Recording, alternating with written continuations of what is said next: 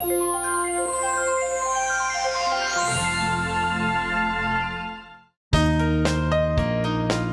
the campus of the University of Nebraska at Omaha. Consider This, a program of issues and information behind today's news.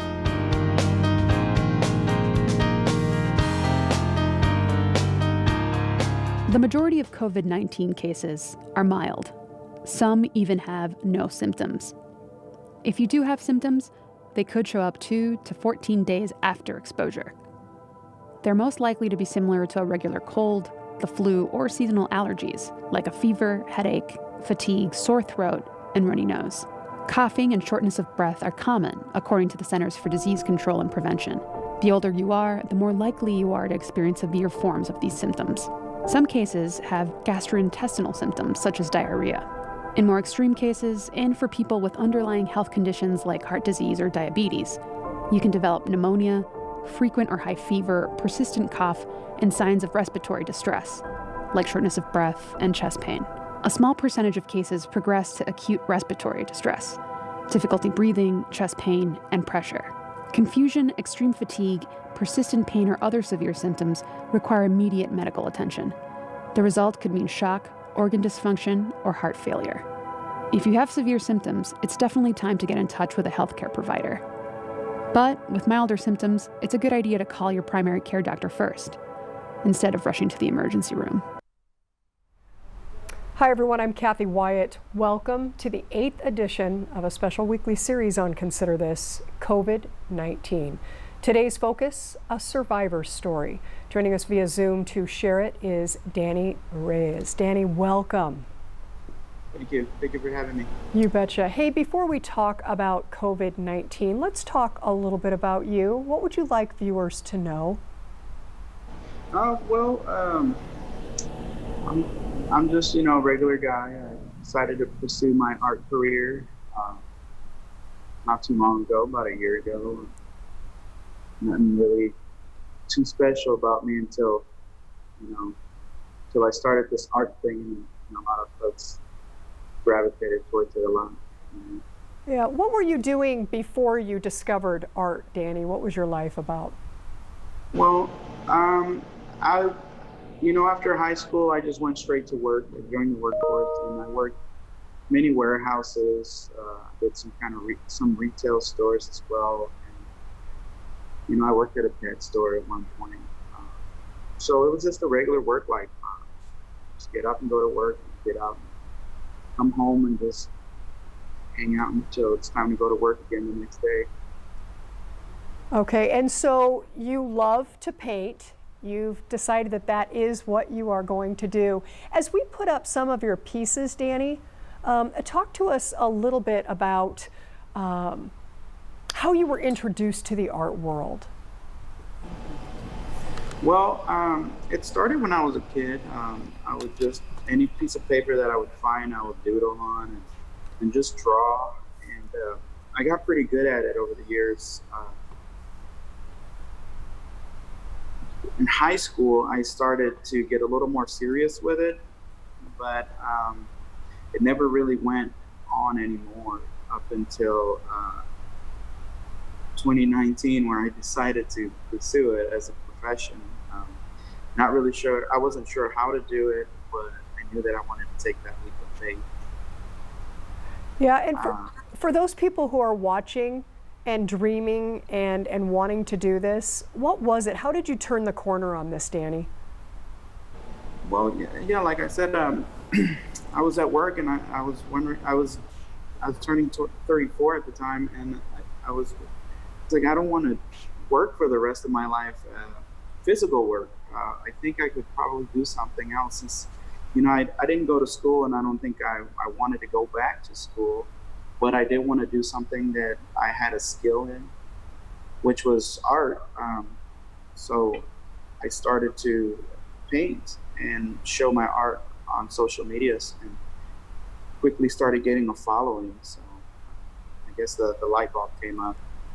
Well, congratulations. Congratulations for taking that leap. Thank you. Yeah, you're welcome. So March 23rd, you are headed to Grand Island, right, for a special Yes. celebration. Tell us what that was all about. Yes, I was invited to a quinceañera. It's in the Latino community. It's kind of our Sweet 16 almost. Um, and it's a big celebration. You know, they have dance routines and a lot of traditional. It's just tradition, and a lot of family from all over the place comes down.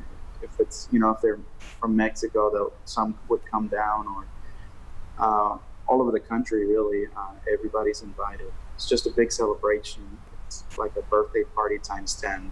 Okay. And as you're heading there, how much did you know about COVID-19 at the time? I was aware, mainly hearing the news of what's going on in China, and it was popping up in other countries too. At the time, the United States was raising awareness, but it wasn't as it is now. They weren't restricting us from doing anything yet. Okay, so you go down there, were you at all reluctant to go, or you just hadn't known enough at that point to really have a second thought about it, or? It did pop in my head, and I think I even joked about it. I was like, oh, I hope we don't get corona. But I guess that joke turned into a reality. So. Yeah, you return home, and how soon was it that you started feeling sick? It was almost a day after. The party was on a Saturday night. We were out in Grand Island. We didn't drive back until Sunday morning. And I went to bed that night on Sunday. And when I woke up, I had a runny nose, sore throat, slight headache. But I thought that it was usually when I sleep by a window, that happens to me. So, that's what I thought was going on. And also, I get allergies really bad. So I was just really, I don't think it's any corona. I didn't really think about that. I just thought it was just something normal that happens to me like every year around this time is how I start feeling. So I didn't really think it was anything more serious than that. Okay. Was anybody else around at that celebration with whom you may have visited there the following days? Was anybody else sick? Did anybody else talk about not feeling quite right? Yes, actually, a friend of mine called me and said that there was a few cases already. And this was maybe 2 weeks after the party. He calls and, hey, Danny, how you feeling? Just checking up on you, just let you know that some cases have come up. Some people have been positive for COVID. So, just take care of yourself. And I told him, well, I have a slight cold and a headache. And I was barely getting fevers at the time, so I wasn't still too alarmed. Okay, had you talked with any medical professionals, even friends who might be in that realm, to say, hey, I'm just kind of wondering, because the news had talked about similarities with other things. Were you trying to kind of work that out maybe on your own, or how did that shake out? Well, it was, like you said, on my own. I've always been like that. If I get a cold or something, I really won't take anything unless it's like I'm really, really sick. But most of the time, I just toughen it out. I try to function as normal as possible and just keep doing what I do. But in this case, it hit a little harder. So you go about your daily routine, and of course we've looked at some of your artwork. But tell us, when we talk about Danny Reyes' daily routine, right? You're trying to function with what you think is a cold. What are you doing day in and day out, and does it ever subside at all for you? Well,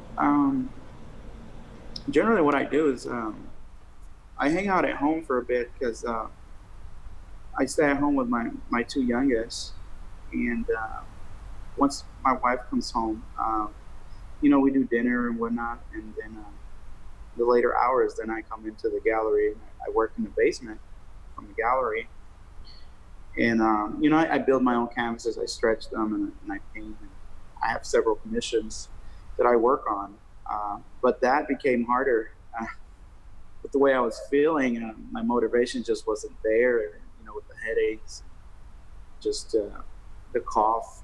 Yeah, that's something that hit me a little hard too, was the cough. Yeah. So it just wasn't comfortable anymore to try to do what I normally do.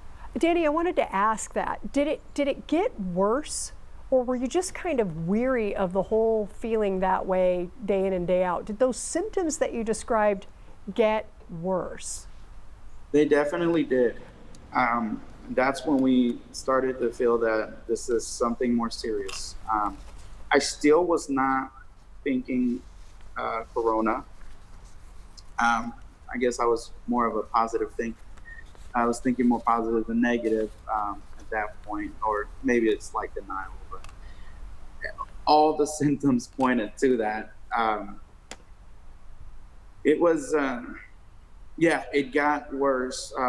Lost sense of smell, sense of taste. I really didn't have an appetite. The fevers, they were just day and night. I would take Tylenol to get rid of the fever, and I'll sweat it out, but then I'll get the chills again, and then I'll get really hot, and then the fever's back. So they were like at 105, 104. I would go down to like 99, point something, and that's about as low as I could get my fevers down. And it was just day and night. The sleep, I couldn't really get much, and then the cough too. The cough would force me to go and kind of throw up, but it wasn't really like throwing up because it was nauseous or anything. It was just a cough that, attacked me really hard. And then constant headache, just like in the front, by the eyes too. It was just agony the whole time. Yeah, and I'm thinking as you're talking, as you're progressing, there's more and more out on the news about this. I mean, at any given time, did you think, this really could be something more serious? I mean, those symptoms that you described, there are a lot of people who wouldn't have been able to go through that without calling a doctor, without checking, for advice from a medical professional. So talk about that a little bit. Yeah, so again, that goes of just me being me. I usually try to tough everything out and try not to complain, when I'm sick. But at this point, I did feel like there was something more wrong, and I was just hoping that it wasn't corona. I actually went to, before I ended up, I went to the ER, and I got an X-ray really quick, and they didn't find anything, and they just gave me some pills for the cough.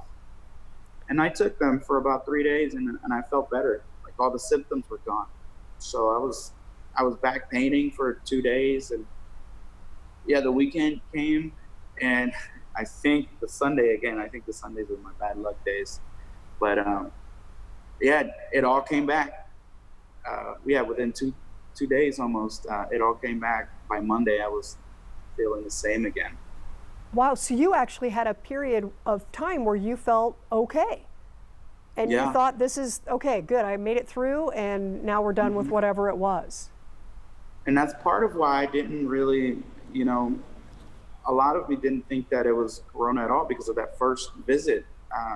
They just said that, it's just probably some infection, like, and something for the cough. And really, that was it. So you said you had some things done there. Were you tested specifically for COVID-19 when you went in that first time around? No, I think the doctors didn't feel that I needed to, and at that time they weren't really pushing the test. I remember hearing on the news that other states had problems at the time, even receiving the test, like they just weren't available. I think Nebraska did have a good inventory of them, but I think they were being careful with who they tested, just in case they ran out or something. Not really sure what the answer on that is, but that first visit, I did not get tested. Yeah, and you said earlier that you had hoped it wasn't COVID-19, right? So I'm thinking you go in to the ER, there's a part of me that wonders, did you ever think that maybe you should ask for the COVID-19 test? Or were you still a bit, I want to say denial, but maybe that's what it was. You just wanted to hope that that's not what was going on, so you didn't even ask. Well, the thing was, I didn't really have to ask because they were already questioning it. Yeah. The doctor did speak about it, and he actually brought it up, said, were you anywhere near anybody infected or anything? I told him the Grand Island story. But then again, I don't think with the symptoms that I had, or in the way I'm not sure really what pushed them to make that decision just to give me prescribe me that medication for the cough and then just, stay at home. Yeah. I guess I wasn't really, I still had, I still was walking around straight, with my head up. So I wasn't really like in there dying or anything. I just knew that it wasn't the normal cold or flu that I've ever experienced in my life. It just felt different. Okay, so you go into the ER, you're sent home, you're feeling okay, and then you said things started coming back. Is that when you decided to go back and you were eventually admitted, or talk about kind of the breaking point there of, okay, I got to do something about this? Yes, oops, sorry. Well, yeah, the first time I did, when I went home, it was the ER visit. And like I said, I got better a few days later. Come that Monday after the weekend, everything was back.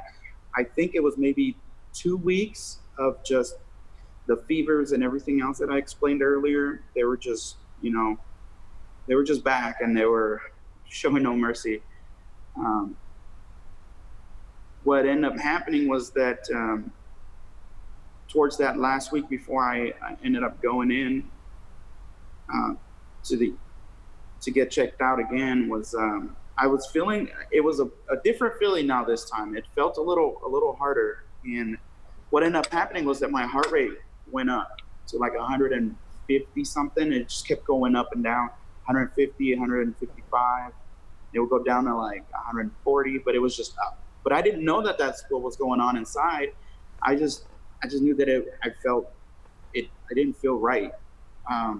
When we went to one of the healthcare places that they had this little drive through deals, they did all the normal stuff that they do. They took my temp, they checked, when they checked my blood pressure, my heart rate, that's when they were like, hey, you need to go to the ER. This is more serious than what we can handle right now. So we went straight to the ER, and then when I told them what the clinic told me, they were like, yeah, we're keeping you. Okay. That was on a Friday, the 10th, I believe, last month. So in the meantime, Danny, you're being admitted to the hospital. You mentioned earlier your wife and you have some kids. Were Yes. any of them tested sooner rather than later, knowing what had gone on with you? No, they weren't tested. My wife I think she lost the sense of smell and taste for a bit, but it went away while I was in the hospital, so we never really got anybody tested at home. While I was home, while I was sick, we did, and I forgot to mention, is that I stayed in a different room just in case, because we knew of what was going on with Corona. So we have 2 bathrooms at our place, and nobody used the bathroom that I used, and I stayed in a separate room. Okay. So I kind of did self-quarantine, so I didn't have anybody around me at the time. So. Okay. Now let's go back to you're being admitted into the hospital now. Talk about Yes. that admission process and how you were feeling. The man who hoped he didn't have this is now being admitted to the hospital. Talk about that. Yeah, it was pretty fast. They wasted no time. this second time around. They quickly put me on a wheelchair, and they took me. I went to the UNMC in Bellevue, and yeah, they put me on a wheelchair, and their COVID unit is in the 4th floor, and they got my bed ready, and right away they got to work. They started, taking blood samples and hooking me up to all different kind. I don't know the proper names of the equipment that they use, but stuff around my chest and something on my finger, and well, the doctors weren't in just yet, but the nurses were explaining to me what was going on and what they're doing and the reasons for. And the main goal at the time was to get my heart rate down. So I got some type of medication to get that down, and they just kept monitoring me, just watching me and making sure that something didn't go bad or wrong. So that was mainly the big deal there. They were just making sure to try to get my heart rate down. I think my heart rate was up for like maybe a day and a half, just overnight, and it finally came down. Okay. Okay. So you mentioned COVID-19 unit. Paint a picture of what that really entails. You said you were brought up to a certain floor and it was the COVID-19 unit. Can you describe that? Yes. And I'm not even sure if that's what they call it. That's just kind of the name that I gave it. Yeah. They told me that the 4th floor was only used for COVID-19 patients. At the time, I was maybe 3 of who were there, and then it fluctuated. Some people got out there quick. I think during my time there, I was there the longest. But it was the whole, the nurses were just super covered up from head to toe, cleaned after everything they touched. It was a different type of doctor visit that I've ever experienced in my lifetime. Well, I understood why, and then I remember thinking, wow, these ladies and they were just so brave to be even in there, that they could possibly get sick, and who knows how bad it could go for them, but they were in there doing their job. They were doing it good. They're doing a great job. Now, you said you were one of the longest standing patients there, right? To be there for about a week. It took about a day and a half to get you to a place where things kind of seemed like maybe they were getting a bit back to normal. What was the rest of that hospital stay? What was involved with that? Monitoring, what other types of things were they doing? Well, the fevers continued. I think around, it was like 3 more days of the fever. And eventually, that's what they were trying to get down, the fever. Once the fever was, well, they tell me it was a good thing that I got the fevers, because that means that my body was fighting, and it was, it was doing what it's supposed to be. Mm-hmm. If I didn't have a fever, then they would be more worried. The thing about it was that the x-rays that they took, they also came back with the news telling me that I developed a little bit of pneumonia in my lungs. And while they were testing, because I got tested as soon as I was there, and I took about 4 tests. They kept doing the corona test, so I got the thing that went down my nose about 4 times. They kept coming back negative. So, but they were still being really cautious of the way they treated the pneumonia, because if they treated me for the pneumonia, then it would flare up like the corona symptoms, I would say, like my breathing would get worse and stuff like that. Once they did have that 4th test, the very last test was the one that was positive. Once they knew that, they changed the way they were treating me, and I did develop a breathing kind of complication, but it wasn't that severe that I had to get hooked up to anything. it was more of it was hard to breathe in certain ways that I laid down or sat down. But if I positioned my body in a certain, wherever I felt comfortable, then I would breathe normally. But once the breathing was a little harder, then the coughing would start, and it was all of that. Yeah, yeah. In just the couple of minutes we have remaining, just 2 minutes here, how are you feeling today, Danny?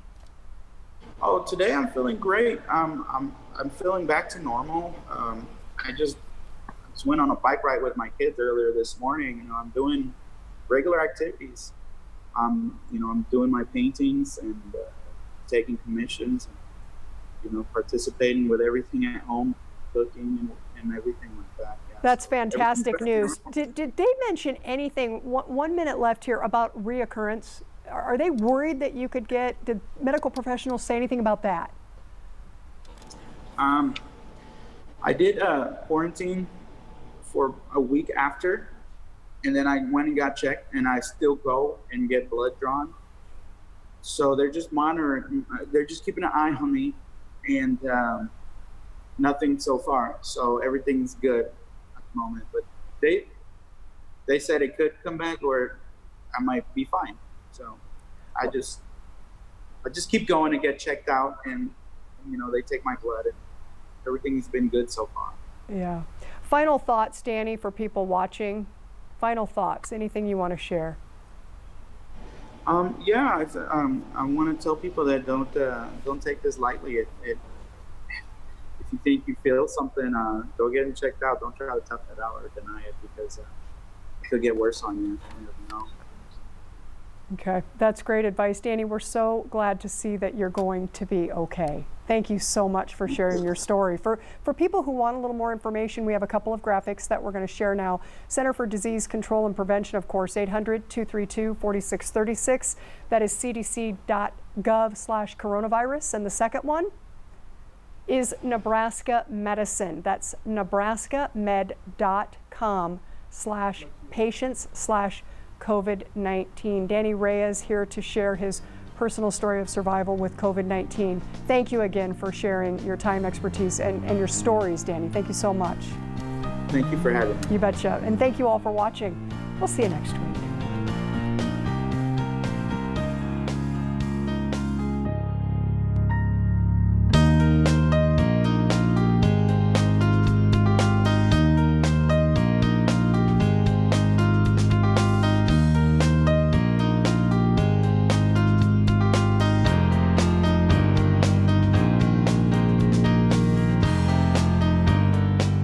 Consider This is an issues and information program produced by UNO Television. More information and program archives can be found at netnebraska.org/considerthis. If you'd like to share your comments about this program, call UNO Television at 402-554-2516 during regular business hours, or send an email to cwyatt@unomaha.edu.